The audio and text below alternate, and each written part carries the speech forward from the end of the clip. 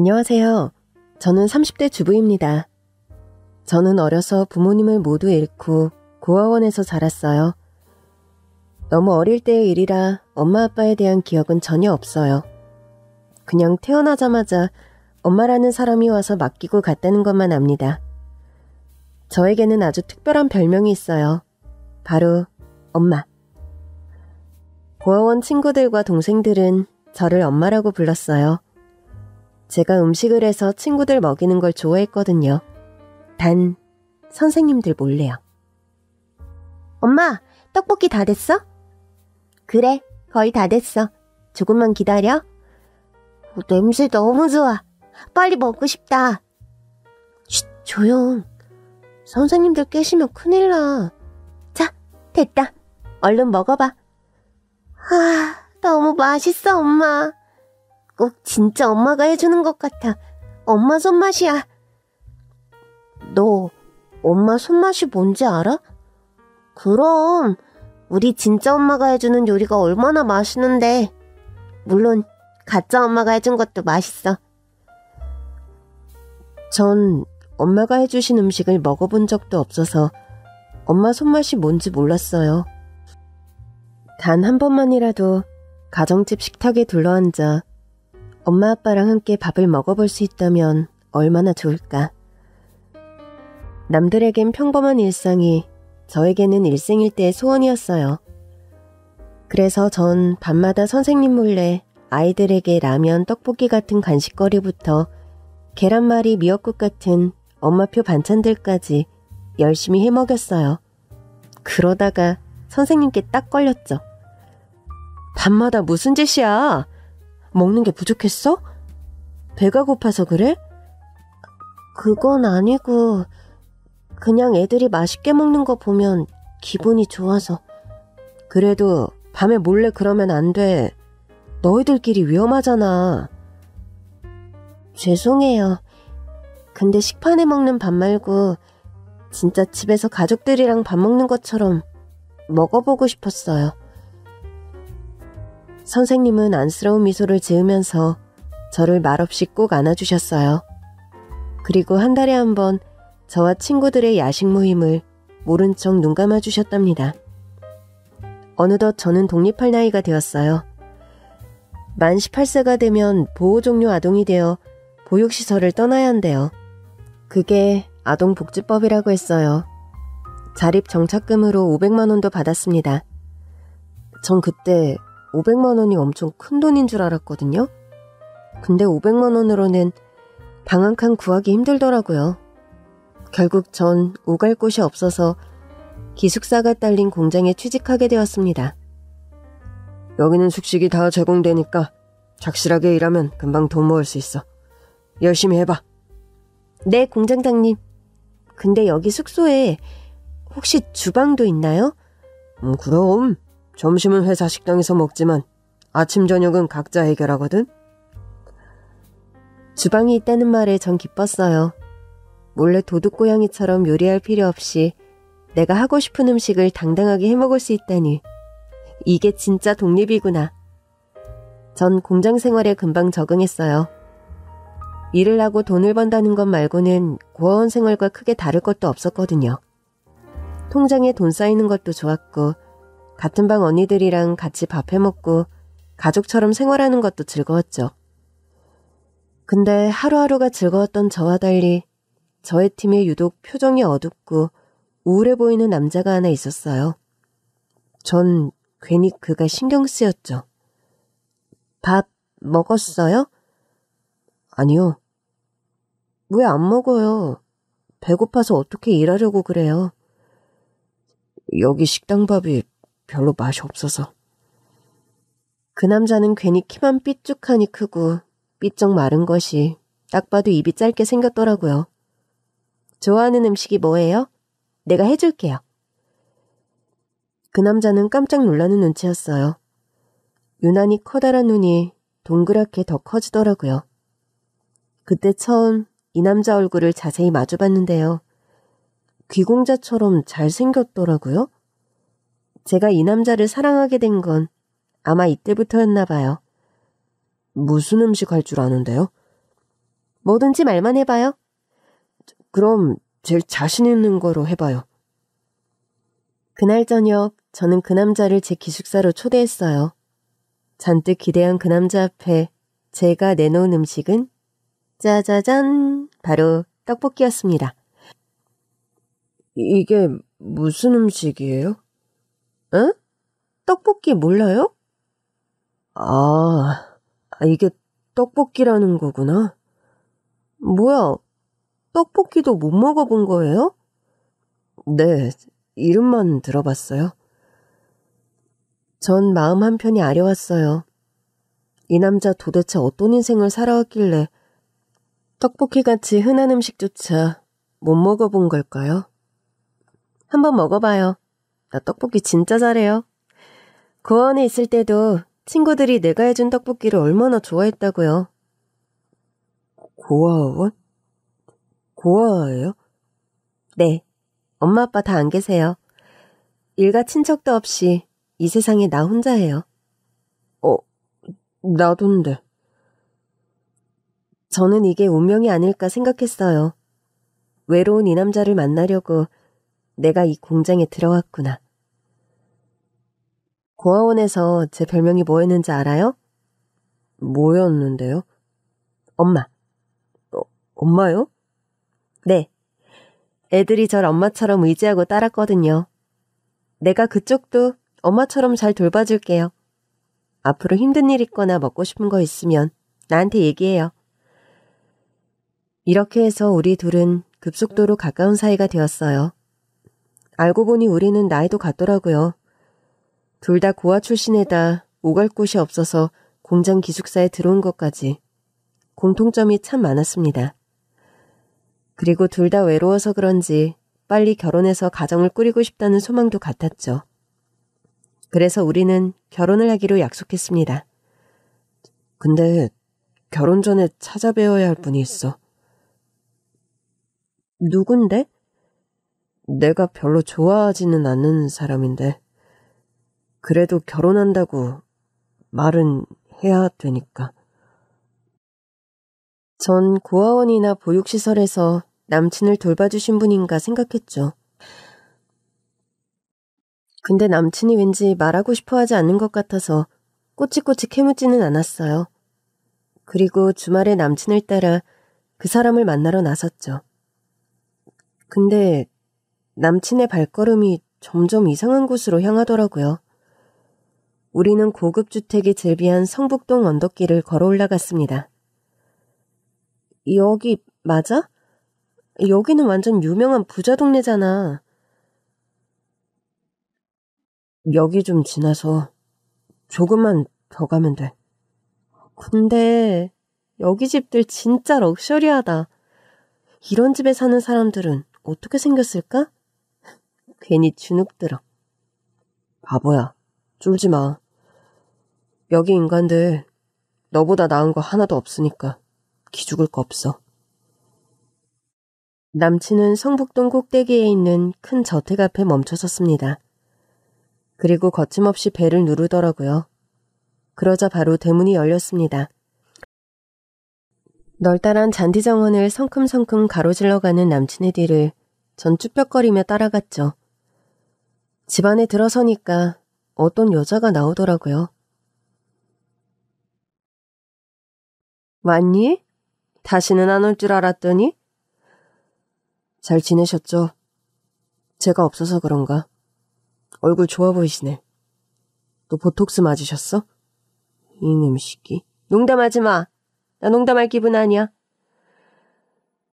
남친과 서슴없이 대화를 주고받는 여자는 나이가 40대 초반 정도로 보였는데 정말 예뻤어요. 전 살면서 그렇게 예쁜 여자는 처음 봤습니다. 연예인 못지않은 화려한 이목구비에 피부는 하얗다 못해 광채가 뿜어져 나오는 것 같았어요. 돈으로 관리 잘 받은 고급스러운 느낌? 근데 남친이랑 어떤 관계인지 도저히 모르겠더라고요.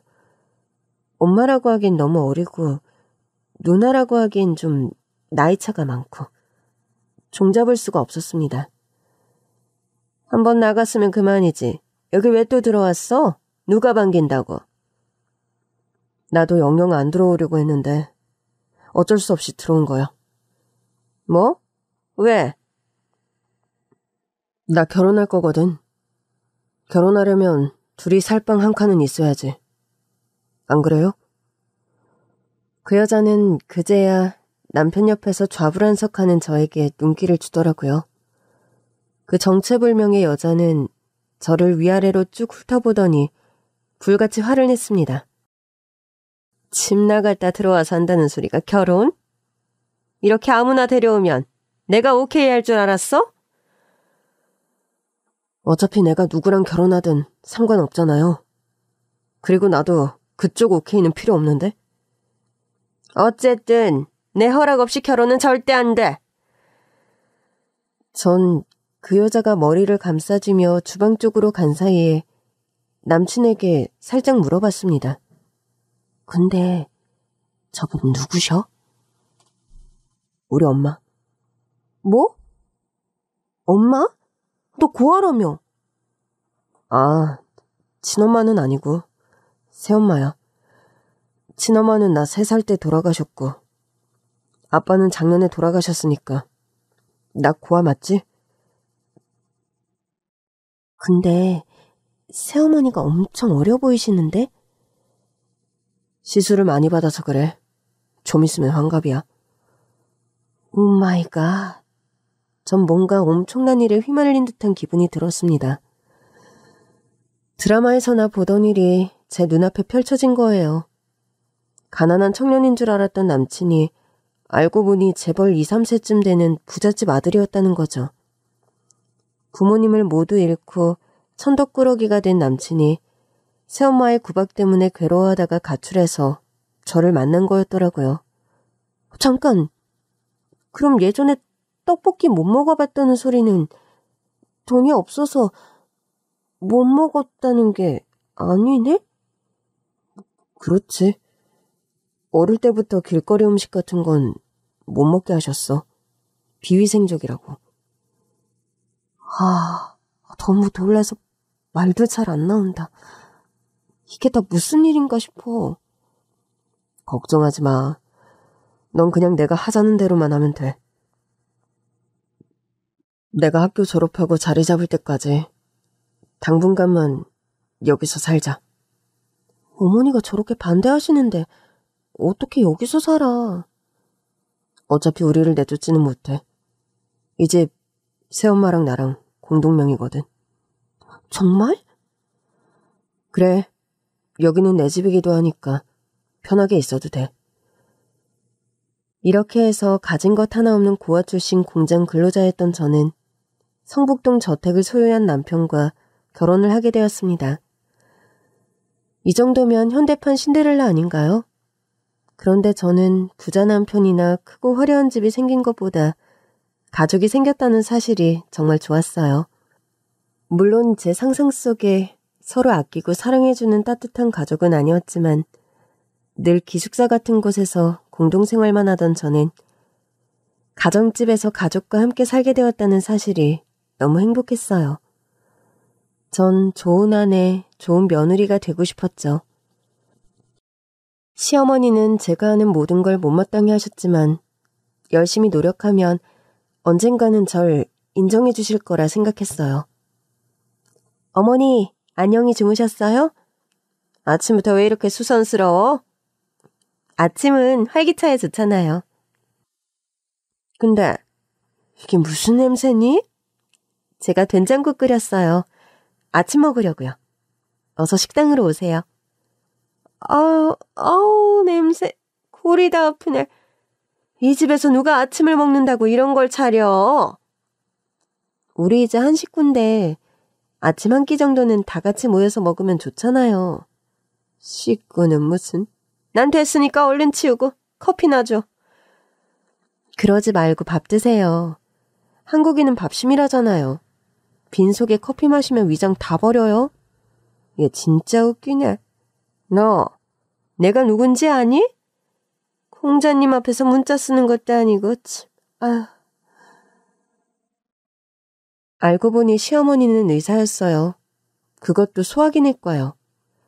소화기내과 의사 앞에서 겨우 고등학교를 졸업한 제가 위장벌이네 어쩌네 했으니 어머니가 저를 얼마나 가소롭게 보셨겠어요. 창피해. 그날 밤 저는 오랫동안 고민해왔던 문제를 남편과 상의했습니다. 여보, 나 부탁이 있어. 뭔데? 말해봐. 나 대학 다니고 싶어.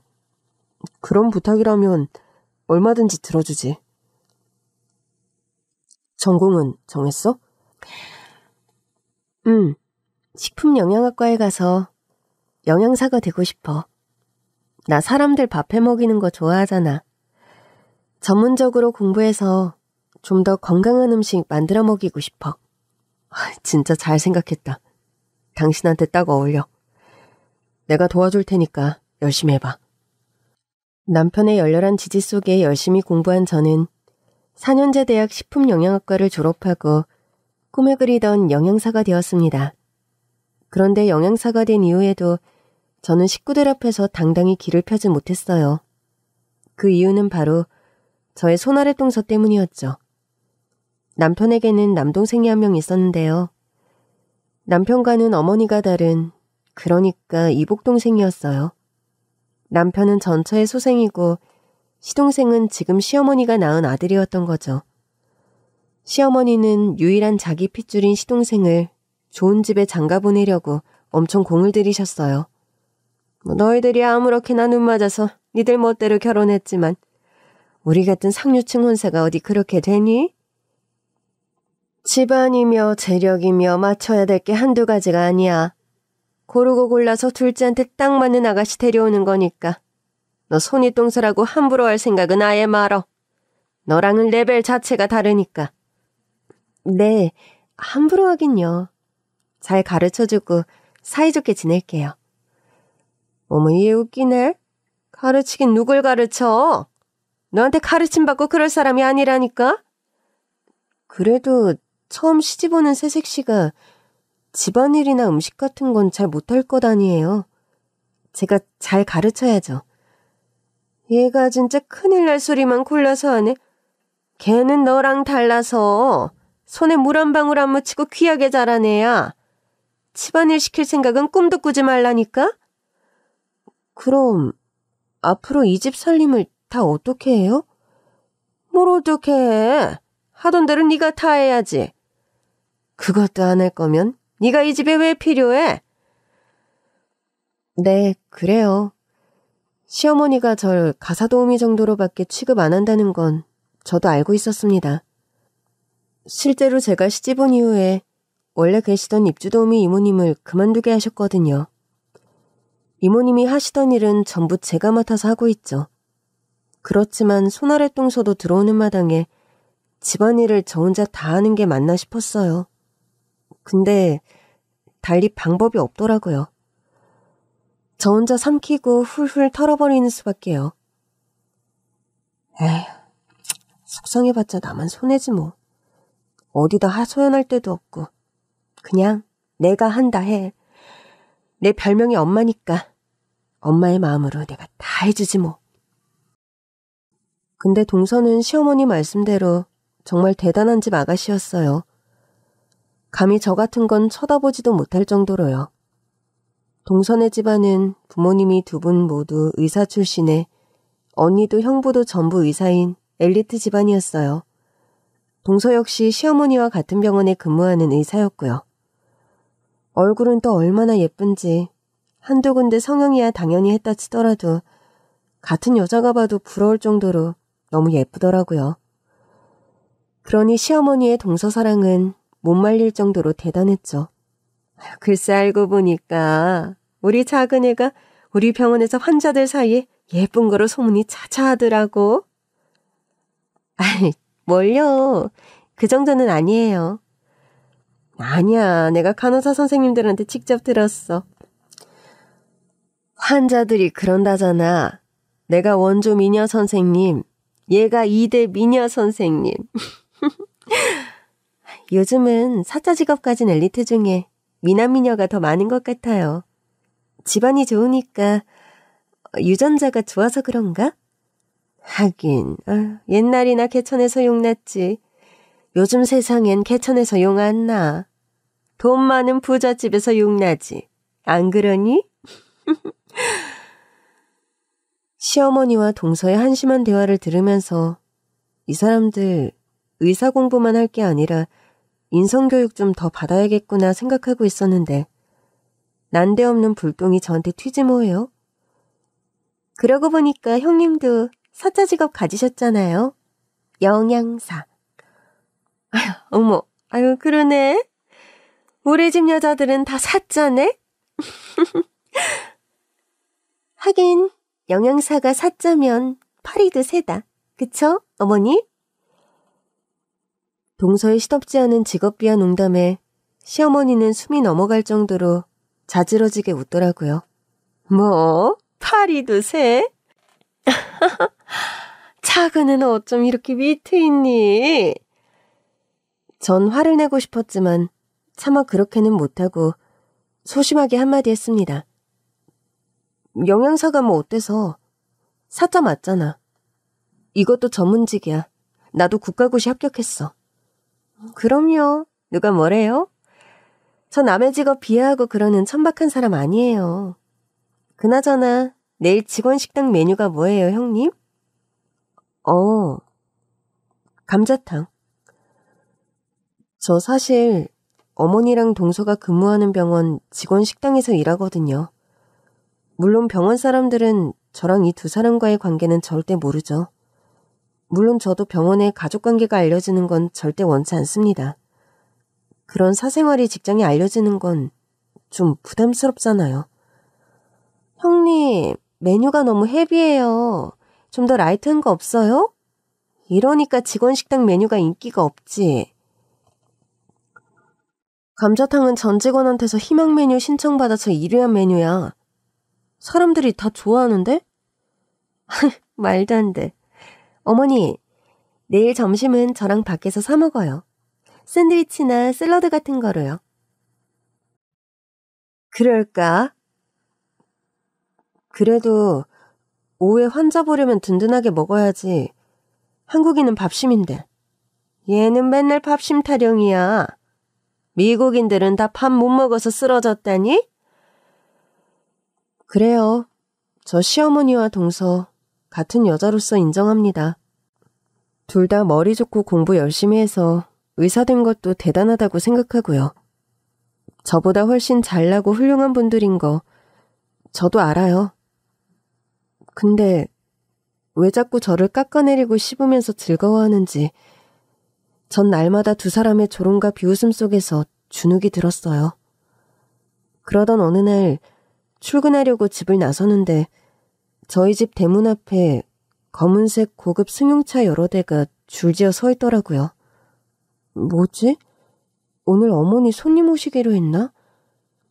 그런데 주차되어 있던 차 문이 벌컥 열리더니 갑자기 할아버지 한 분이 내리시는 거예요. 그 할아버지는 다짜고짜 저의 손을 잡더니 이렇게 말씀하셨습니다.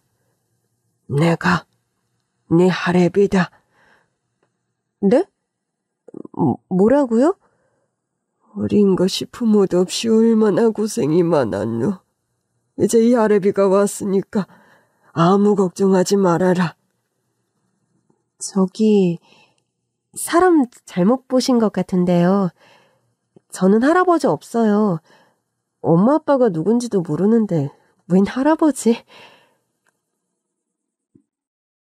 그때 할아버지 옆에 바짝 붙어 대기하고 있던 비서 같은 아저씨가 할아버지에게 서류차를 건네더라고요. 그 서류 맨 앞장에는 땡땡 고아원이라고 선명하게 쓰여 있었습니다. 땡땡 고아원? 거기는 제가 살던 곳인데 그거 무슨 서류예요? 힐끔 들여다보니 서류철 안에는 제 사진과 저의 인적사항들이 상세히 기록되어 있었습니다. 이것 봐라. 이게 내 손녀딸이 시설에 입소할 때 작성한 서류다. 이 사진 속에 있는 아이가 너 아니냐? 저 맞긴 한데. 맞다니까. 내가 너의 친할아버지야. 말도 안 돼. 저한테 할아버지가 있다고요? 그럼 어서 할아버지한테 와라. 진짜 제 할아버지라면 왜 이제야 절 찾아오신 거죠? 미안하다. 나도 네 존재를 얼마 전에 알게 됐어. 네가 이 세상에 태어난 것도 모르고 살았다. 이 말이야. 할아버지가 들려준 이야기는 너무나도 기막힌 스토리였습니다. 너 땡땡그룹이라고 아니? 내가 거기 창업주란다. 저는 말문이 막혔어요. 땡땡그룹이라면 규모는 작지만 건설 쪽에서 아주 알짜배기라고 소문난 건실한 기업으로 알고 있었거든요. 할아버지가 땡땡그룹 회장이라고요? 그래. 네 아빠는 내 하나뿐인 자식이고 너는 내 하나뿐인 소녀딸이란다. 제가 지금 무슨 얘기를 들은 거죠? 이 할아버지 얘기가 사실이라면 전 재벌 3세라는 말이잖아요. 말도 안 돼요. 그럼 부잣집에서 왜 하나뿐인 소녀딸을 고아원에 버려요? 이상한 얘기 그만하시고 돌아가세요. 저 출근해야 돼요. 잠깐만 얘기를 좀 들어다오. 네 아빠와 엄마에 관한 얘기야. 아빠와 엄마라는 말에 저는 심장이 뛰기 시작했어요. 엄마와 아빠가 어떻게 만나서 내가 어떻게 이 세상에 태어나게 되었는지 저는 어른이 된 지금까지도 너무 알고 싶었거든요. 네 아빠가 어느 날 웬 여자 하나를 데려와서 결혼하겠다고 하더라. 가진 건 쥐뿔도 없는 시골 아가씨였어. 너도 알겠지만 사업하는 집에서는 결혼도 비즈니스 아니냐. 그렇게 아무하고나 결혼시킬 수는 없었지. 내가 결사 반대해서 두 사람을 겨우 떼어놓았다. 근데 이 아가씨가 벌써 우리 집 자손을 뱃속에 품고 있었던 모양이야. 그래서 뱃속에 있던 그 아기가 저란 말씀이세요? 그래, 맞아. 네 엄마는 내 아들한테도 알리지 않고 몰래 혼자서 널 낳았더구나. 근데 왜 엄마는 그렇게 힘들게 낳은 저를 고아원에 버렸대요? 혼자 키우려니까 힘들어서 그랬대요? 그런 거 아니다. 엄마는 널 잘 키우고 싶었을 거야. 절대로 버린 건 아니야. 그동안 부모 없이 살면서 받아온 서름이 한꺼번에 북받쳐 올라왔어요. 버린 거 아니면 뭐야? 왜 나를 고아원에 혼자 뒀어? 내가 얼마나 외로웠는데. 네 엄마가 병이 들어서 너를 낳자마자 세상을 떠났다고 하더구나. 그래서 네가 고아원에 맡겨진 거야. 불쌍한 것. 내가 조금만 빨리 알았더라면 네가 이렇게 고생하지는 않았을 텐데. 엄마가 세상을 떠났다니 전 하늘이 무너져 내리는 기분이었습니다. 그럼 아빠는요? 아빠도 돌아가셨나요? 아니, 네 아빠는 살아있어. 사실은 아빠 부탁을 받고 널 찾아온 거야. 네 아빠가 너를 무척 만나고 싶어 한다. 나랑 같이 가주겠니? 아무리 그래도 오늘 처음 만난 생판 모르는 할아버지를 선뜻 따라 나설 수는 없었어요.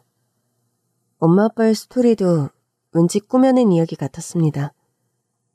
혹시 사기꾼 아냐? 일단 전 의심부터 했죠. 어쨌든 요즘은 사기꾼들이 넘쳐나는 세상이니까요. 지금 할아버지 말씀이 전부 사실이라면 일단 유전자 검사 먼저 해볼게요. 유전자 검사에 동의하시죠? 아빠는 검사 결과 나오고 나면 그때 만나는 게 나을 것 같아요. 그래, 네 아비 닮아서 똑 부러지는구나. 당연히 그래야지. 근데 말이야, 유전자 검사 안 해도 난 한눈에 딱 알아보겠어. 눈매며 말투며 완전 내 아들 판박이다. 그리고 며칠 후 할아버지는 유전자 검사 결과지를 들고 다시 저희 집을 찾아왔습니다. 검사 결과는 99.99999% 일치. 친자 관계가 성립된다는 거였죠. 저는 드디어 진짜 가족을 찾은 겁니다. 전 그 길로 할아버지와 함께 아빠를 만나러 갔어요. 근데 아빠가 있는 곳으로 간다더니 저를 시어머니랑 동서가 근무하는 병원으로 데려가는 겁니다. 전 화들짝 놀랐어요. 아직은 시어머니께 아빠를 찾았다는 얘기를 비밀로 하고 싶었거든요. 근데 여긴 왜 온 거예요? 여기는 병원이잖아요. 사실은 네 아빠가 좀 아프다. 네? 어디 가요? 암이야. 지금 항암 치료받느라 VIP 병실에 입원 중인데 너를 조금이라도 빨리 보여주고 싶어서 이리로 곧장 데려온 거다. 겨우겨우 만나게 된 아빠가 암에 걸려 아프시다니 하늘이 원망스러웠어요. 할아버지의 어두운 표정을 보니 아빠의 병세가 가볍지만은 않은 것 같았습니다. 아빠를 만나러 VIP 병실에 들어서니 병색이 짙은 사람이 비스듬히 누워있는 게 보였어요. 아빠였어요. 태어나서 처음 보는데도 이상하게 내 아버지라는 걸 알겠더라고요. 그래서 핏줄이 당긴다고 하나 봐요. 아빠는 저를 꼭 안아주었습니다. 앙상한 손가락이며 마른 몸이 그대로 느껴져서 마음이 아팠어요. 아빠는 계속 저에게 미안하단 말만 되풀이하셨습니다. 너무 늦게 찾아서 미안해. 나도 너의 존재를 최근에야 알았단다. 이제라도 만나게 돼서 다행이죠. 부모 없이도 정말 잘 자랐구나. 얼마나 고생이 많았어. 부모님이 많이 그리웠어요. 미안하다. 다 내 잘못이야. 내가 못나서 자기 딸이 태어난 줄도 모르고 몇십 년을 흘려보냈네. 어디 다시 한번 얼굴 좀 보자. 아빠는 제 얼굴을 양손으로 감싸지고는 찬찬히 저를 뜯어보았습니다. 처음 느껴보는 손길인데도 싫다거나 어색하다는 느낌보다는 애틋하고 따뜻한 마음이 더 컸습니다. 엄마를 꼭 닮았다. 엄마 얼굴 그대로야. 내가 엄마를 처음 만났을 때 이 나이 정도 됐겠구나. 기다리면 언젠가는 꼭 다시 만날 줄 알았는데 그렇게 일찍 가다니. 그래도 이렇게 자기랑 꼭 닮은 딸을 남겨줘서 정말 다행이야. 이건 기적이다. 전 살면서 나는 누굴 닮았을까 한 번도 궁금해 본 적이 없었는데 제 얼굴을 부여잡고 엄마 생각에 눈물 흘리는 아빠를 보며 저와 꼭 닮았다는 엄마라는 사람이 미치도록 궁금해졌습니다. 엄마는 어떤 분이셨어요? 쾌활하고 정이 많은 사람이었어. 요리를 정말 잘했지. 사람들 밥해 먹이는 걸 좋아해서 매일같이 친구들을 불러서 음식을 했어. 네 엄마 시골집은 언제나 사람들 소리로 왁자지껄했지. 음식 냄새가 가득하고. 정말 그랬구나. 전 제 몸속에 흐르고 있는 엄마의 DNA를 느꼈어요. 엄마도 나처럼 요리하는 걸 좋아했구나. 나도 엄마가 해준 음식을 먹어볼 수 있었으면 좋았을 텐데. 이제는 절대로 느낄 수 없는 엄마의 손맛이 사무치도록 그리웠습니다. 엄마 음식 드시고 싶으세요? 그렇지. 특히 된장국이 생각나네. 시금치를 넣고 끓이는데 얼마나 구수한지. 아직도 그 맛이 잊혀지지를 않아. 허공을 응시하며 그리움에 잠긴 아빠의 얼굴에 옅은 미소가 피어올랐습니다. 그건 사랑하는 사람을 떠올릴 때 나오는 애절한 표정이었어요. 전 궁금해졌습니다. 몇십 년이 지난 지금까지도 잊지 못하는 절절한 사랑을 아빠는 왜 한 번도 찾지 않은 걸까요? 근데 왜 그동안 엄마를 찾지 않은 거예요? 엄마 소식을 최근에 들으셨다면서요. 그건 다 내 잘못이다. 내가 네 아빠한테 거짓말을 했거든. 네? 할아버지가 거짓말을요? 네 엄마가 벌써 다른 사람이랑 결혼해서 잘 산다고 거짓말을 했지. 그럼 단념할 줄 알았거든. 할아버지의 거짓말에도 아빠는 엄마를 못 잊고 지금껏 평생 혼자 살아오셨다고 했어요. 아빠와 제가 좀 더 빨리 만났더라면 어땠을까요? 그럼 우리 둘 다 외롭지 않았을 텐데 말이에요. 전 그런 생각이 들어서 서글퍼졌습니다. 그런데 슬픔은 여기서 끝이 아니었어요. 겨우 만났는데 또 헤어지게 생겼네, 우리 딸. 미안하다. 그게 무슨 말씀이세요? 얼른 치료 잘 받으시고 일어나셔야죠. 그랬으면 좋겠는데 죽고 사는 게 어디 사람 마음대로 되나. 난 이제 힘들 것 같다. 또 그 약해 빠진 소리. 네 소원대로 딸도 찾아다 줬는데 힘내서 잘 살아야지. 늙은 아버지 앞에서 자꾸 죽는단 소리 할 거냐? 죄송해요, 아버지. 만약에 저 없더라도 우리 딸 잘 부탁드려요. 어려움 없이 살 수 있도록 아버지가 꼭 보살펴 주셔야 돼요.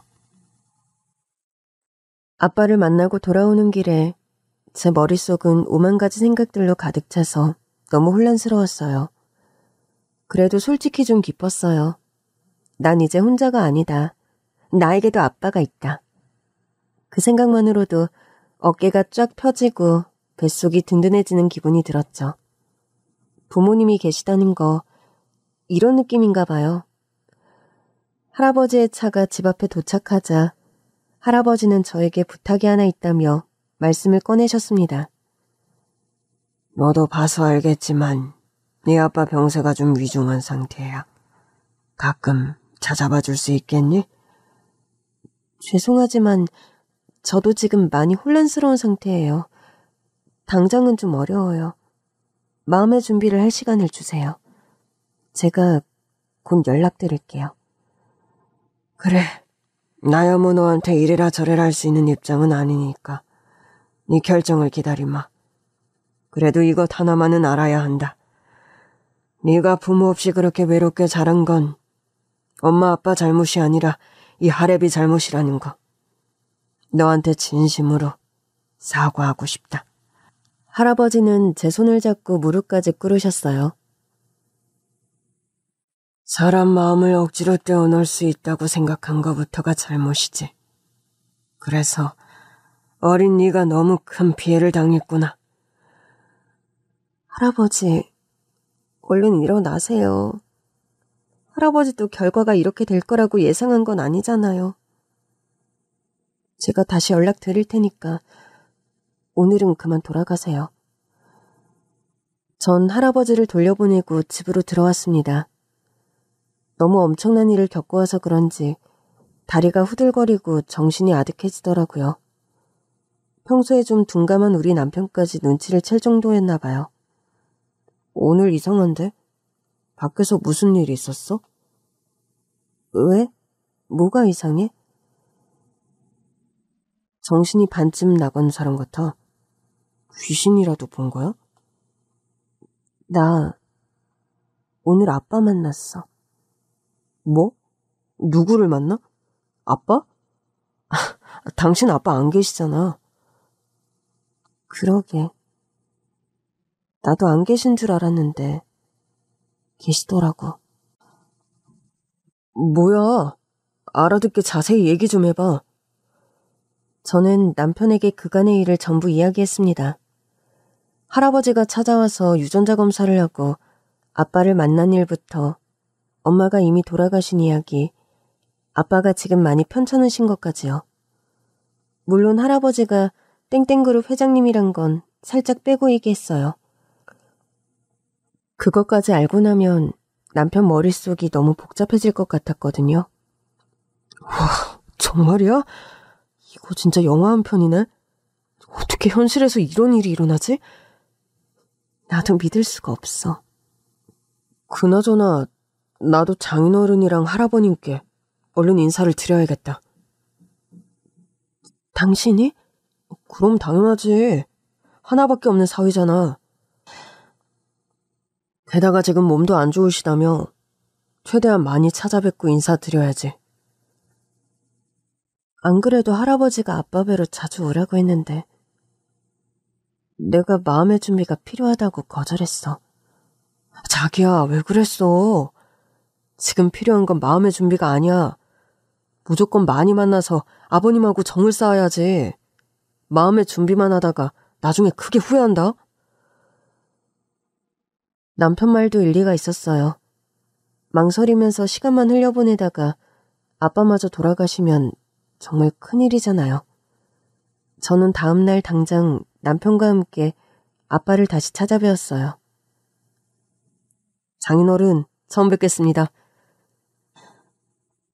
남편이 넉살 좋게 넙죽 인사드리자 아빠가 무척 좋아하시더라고요.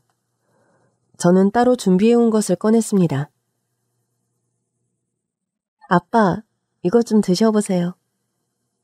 이게 뭐니? 제가 끓인 시금치 된장국이에요. 어제 드시고 싶다고 하셔서. 엄마가 끓인 거랑은 완전 다르겠지만 그래도 드셔보세요. 아빠는 눈을 감고 구수한 된장국 냄새를 맡았습니다. 아, 향 좋다. 그리고는 천천히 음미하면서 된장국을 아주 맛있게 드셨어요. 어때요? 엄마 손맛이랑 비슷해요? 그래, 그런 것 같아. 옛날 그 맛이야. 너 진짜 엄마 손맛을 이어받았나 보다. 맛있게 드셔주셔서 감사해요, 아빠. 뱃속이 시원한 게 속이 확 풀리네. 땀도 막 나고 몸에 온기가 도는 것 같아. 우리 딸 덕분에 귀한 음식 정말 잘 먹었다.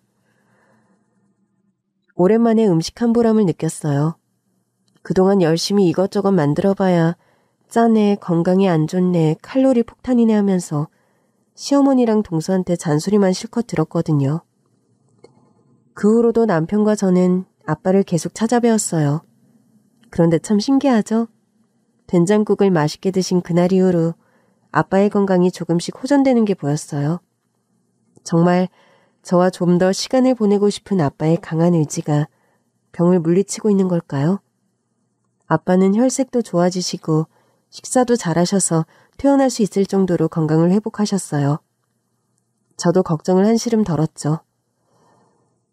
근데 제가 아빠 병문안 다니느라 바쁜 와중에 시어머니와 동서는 갈굴 사람이 없어서 많이 심심했나 보더라고요. 너 요즘 왜 이렇게 얼굴 보기 힘드냐? 무슨 일 있어? 아니요. 제가 무슨 일이 있겠어요. 근데 왜 요즘 집안 청소 상태가 엉망이야? 세탁물도 잔뜩 쌓여있고. 죄송해요, 어머니. 제가 요즘 집안일 할 정신이 아니라서 그래요. 그래서 말인데요. 며칠만 도우미 이모님을 부르면 어떨까요? 뭐야? 형님 진짜 바쁜가 보네요. 설마 바람난 건 아니죠? 뭐? 바람? 큰애 너 진짜야? 아, 무슨 말씀이세요? 바람이라니. 절대 아니에요. 저 사실은 최근에 아빠를 찾았어요. 뭐? 너 고아잖아. 잃어버린 친부를 찾았다는 거야? 어머, 축하할 일이네요, 형님. 근데 잘 알아보셔야 해요. 요즘 사기꾼이 워낙 많아서. 그래. 아버지, 뭐 하시는 분인데? 지금 일은 못하고 계세요. 좀 편찮으셔서. 제가 병원 왔다 갔다 하느라 그동안 좀 바빴던 거예요. 좀 수상하네. 너 돈 있는 집 며느리인 거 알고 접근한 거 아니야? 어머, 그럴 수도 있겠다. 형님 조심하세요. 형님이 사기당하면 우리까지 피해가 올 수도 있어요. 유전자 검사는 해봤어? 진짜 친부 맞아? 사기니 뭐니 아프신 분한테 말씀 좀 지나치시네요. 그만들 하세요. 우린 형님이 걱정돼서 그런 거죠. 제가 친아버지를 찾았다고 하는데도 전혀 공감을 못하고 아빠를 나쁘게만 보는 시어머니와 동서에게 전 정말 인간적으로 실망했습니다. 앞으로 제 가족에 대해서 자세한 얘기는 하지 말아야겠다고 다짐했죠. 그리고 얼마 후 병원에서 일하다 화장실에 갔는데 세면대에 떡하니 휴대폰이 하나 놓여있지 뭐예요? 주인을 찾아주려고 집어들었는데 어디서 많이 본 휴대폰이더라고요. 어머, 이거 우리 동서 휴대폰 아니야? 똑똑한 사람이 웬일이래? 안내 데스크에 맡기려고 휴대폰을 들고 나섰는데 복도 저 앞쪽에서 동서가 걸어가고 있는 게 보였어요. 발걸음이 급한 게 아무래도 잃어버린 휴대폰을 찾아 헤매는 것 같더라고요. 저는 급히 동서를 불러 세웠죠. 이은정 선생님! 선생님! 그런데 몇 번을 불러도 동서가 뒤돌아보지를 않는 거예요. 걸음은 또 어찌나 빠른지. 제가 아무리 빨리 걸어도 따라잡을 수가 없더라고요. 할 수 없이 저는 큰 소리로 동서를 불렀습니다. 동서! 그제야 뒤돌아보는 동서. 저는 반가운 마음에 동서 휴대폰을 신나게 흔들어 보였어요. 동서, 휴대폰 잃어버렸지? 여기 있어. 근데 동서는 무서운 표정으로 절 노려보면서 빠른 걸음으로 다가오더니 아무 말 없이 휴대폰만 휙 낚아채고는 빛의 속도로 사라지는 겁니다. 뭐야, 왜 저래? 무슨 안 좋은 일 있나? 저는 당황했지만 그러려니 하고 말았어요. 그런데 그날 저녁 퇴근하고 돌아온 동서가 다짜고짜 저에게 화를 내며 소리를 지르는 거예요. 형님, 대체 뭐 하는 사람이에요? 왜 그래? 내가 뭐 잘못했어? 아까 병원에서 왜 아는 척하고 그래요? 누구 망신 주려고 작정했어요? 뒤에서 아무리 불러도 돌아보지를 않으니까 할 수 없어서 크게 부른 거야. 그렇다고 사람들 다 있는 데서 그렇게 불러제끼면 어떡하냐고요? 동서의 언성이 높아지니까 시어머니가 나오셨어요. 왜 이렇게 시끄러워? 형님이 병원에서 저한테 동서라고 불렀어요. 그것도 아주 큰 소리로요. 근데 너도 참, 병원에서 그렇게 아는 척하고 그러면 어떡하니? 작은 애가 많이 당황했겠네. 제 말이 그 말이에요. 영양사 가운 입고 그렇게 불러대면 사람들이 다 알잖아요. 저는 소심하게 반박했죠. 영양사 가운이나 닥터 가운이나 비슷하지 않나? 영양사 가운이 뭐 어때서? 말도 안 되는 소리 그만하세요. 직원 식당 영양사가 우리 형님이라고 하면 저 창피해서 병원 못 다녀요? 그래, 큰애야. 조심 좀 해. 공과 사는 확실하게 구분을 해야지. 우리는 의사라서 사회적 신분도 있고 체면도 있는 건데 자꾸 친한 척 아는 척 그럼 곤란하지. 네, 무슨 말씀인지 알겠어요. 앞으로 조심할게요. 그리고 얼마 후 대형 사건이 터지고 말았어요. 그날 직원 식당 메뉴는 오랜만에 갈비찜이었는데요. 음식이 너무 맛있게 돼서 기분이 좋았죠. 식당에 온 직원들도 다들 맛있다면서 몇 번씩 더 갖다 먹어서 괜히 뿌듯했어요. 영양사님, 오늘 점심 진짜 맛있게 먹었습니다. 정말 잘 먹었어요. 감사합니다. 식사를 마친 직원들이 저한테 잘 먹었다는 감사 인사까지 해주시니 영양사로서 정말 보람 최고였죠. 근데 식당에 사람이 너무 많이 몰려서 배식하는 이모님들이 힘들어 보이는 거예요. 저도 얼른 배식을 도왔죠. 그 타이밍에 배식을 받으려고 줄을 선 동서가 눈에 들어왔어요. 전 너무 반가운 마음에 갈비찜을 듬뿍 퍼서 동서 식판에 담아주면서 말했죠. 동서, 많이 먹어. 동서가 좋아하는 갈비찜이야.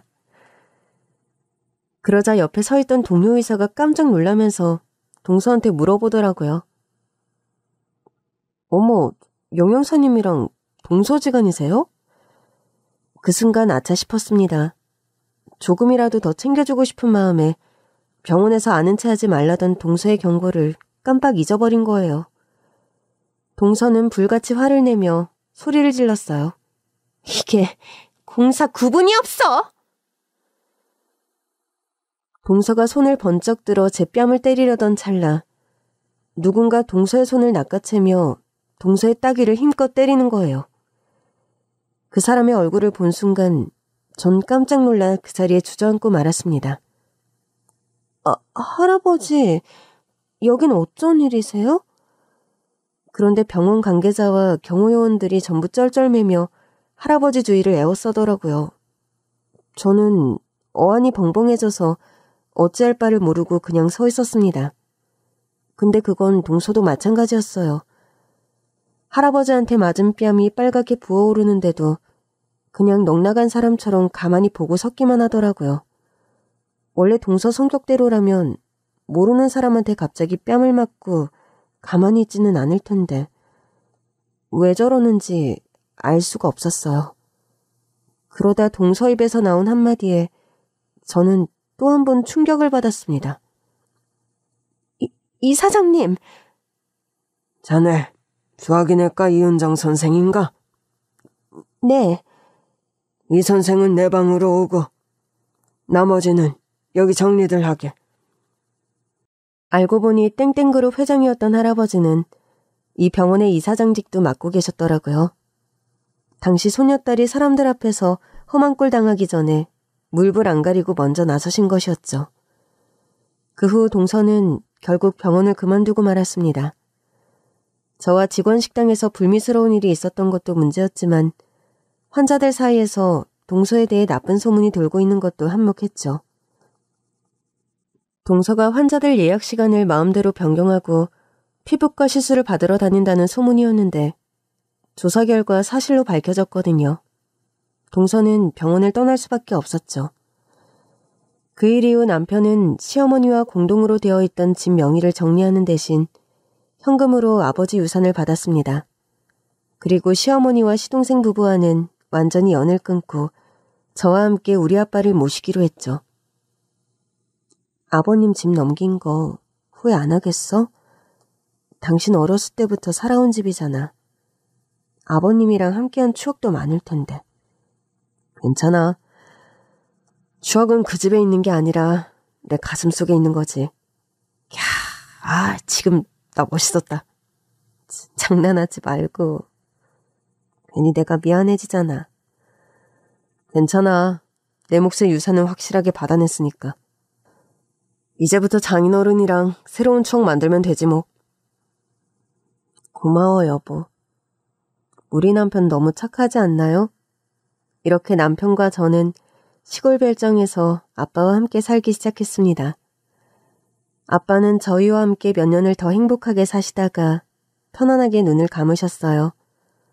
아빠와 또다시 이별을 하게 된 것은 너무 슬펐지만 마지막을 제가 지켜드렸다는 것으로 위안 삼고 슬픔을 달랬습니다. 저보다도 하나뿐인 아들을 앞세운 할아버지가 더 많이 힘들어하셨거든요. 할아버지, 너무 마음 아파하지 마세요. 아버지는 이제 고통 없는 곳에서 편안하실 거예요. 그래, 그랬으면 좋겠다. 이제는 아프지 않고 훨훨 날아다녔으면 좋겠구나. 꼭 그러실 겁니다, 할아버지. 지금쯤 엄마하고도 만나셨을까? 그러셨겠지? 두 분 하늘나라에서는 행복하셨으면 좋겠다. 정말 고맙다. 너희 둘이 있어서 얼마나 위로가 되는지 몰라. 너희들 없었으면 나 혼자 어쩔 뻔했니? 할아버지, 그래서 말인데요. 할아버지 혼자 계시는 거 아무래도 마음이 안 놓여요. 이제부터는 저희가 모실게요. 남편과 저는 할아버지를 곁에서 모시기 위해 할아버지 집으로 들어가기로 했습니다.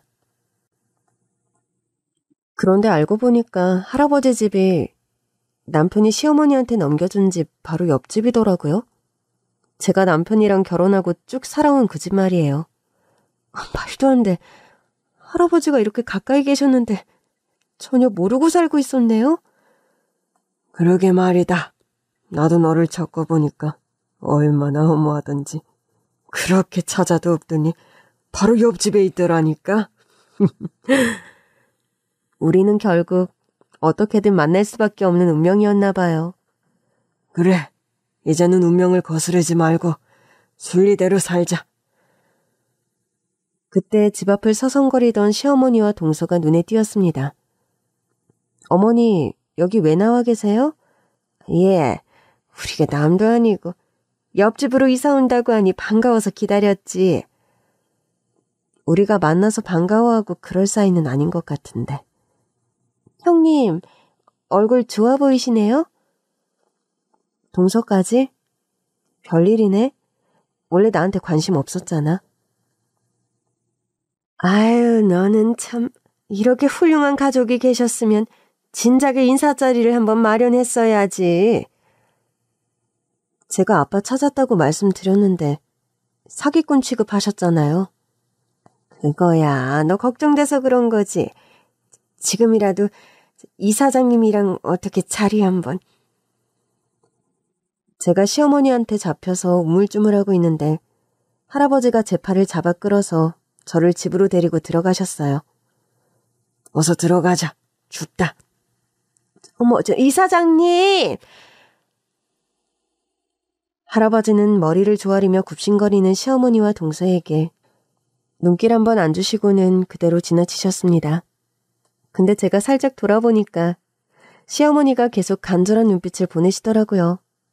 조만간 저 붙잡고 동서 복직 얘기를 꺼내실 것 같은데 딱 잘라야겠죠? 공과 사는 확실하게 구분해야 하니까요. 이제는 저를 힘들게 했던 사람들은 다 끊어내고 진짜 가족들에게만 집중하려고요. 역시 남는 건 가족밖에 없잖아요. 제 이야기는 이걸로 끝입니다. 감사합니다.